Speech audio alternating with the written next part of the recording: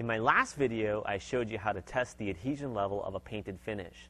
In this video, I'd like to discuss how to strip paint, what products and tools to use, as well I will recommend a primer and a finish coat. In this example, I will use the exterior side of a front door.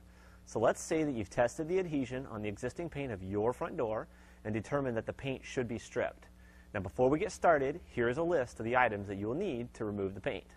First is blue tape, masking paper, drop cloths, sawhorses, chemical resistant gloves, safety glasses, Jasco paint remover, a large carbide blade scraper, a push scraper, a detailed scraper for tight spots, throwaway brush, and a metal can for the paint remover.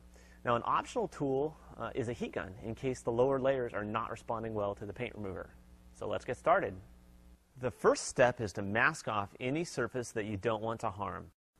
Using your throwaway brush, apply a thick coat of paint remover onto two areas that are approximately 5 by 10 inches each. Let sit for several minutes until the paint has bubbled. Then start scraping, being careful to avoid gouging the wood. Let the paint remover do the work.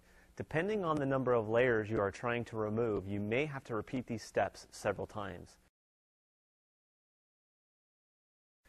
The next step is to prime, then complete minor repairs and apply 2 coats of finish. Items that you will need are a paint sprayer, talk to your local paint dealer, most have a rental program, a gallon of primer, wood filler, 220 grit sandpaper, and a gallon of paint.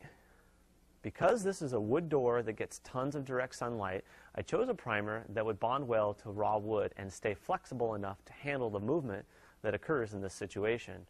I went with Pittsburgh Paint's water-based seal grip bonding primer for the undercoat. We elected to spray our primer coats, which will yield a smooth finish without any risk of heavy spots or brush marks. Once the primer is dry, then inspect to find any scratches or dents. Fill with wood putty, then hand sand the entire door until smooth to the touch. Then apply one more coat of primer to make sure the patched spots don't show through the final finish. Now it's finally time to paint. For this project, we wanted a semi-gloss finish that would be tough, flexible, and would stand up to regular cleaning. Miller Paint's acrynamel in the semi-gloss sheen is the perfect paint for this scenario. Again, we elected to spray to avoid brush marks.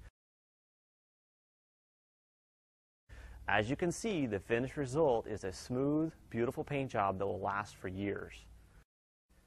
Make sure to watch my next video where I will show you how to convert a lacquer finish on cabinetry over to paint. Thanks for watching.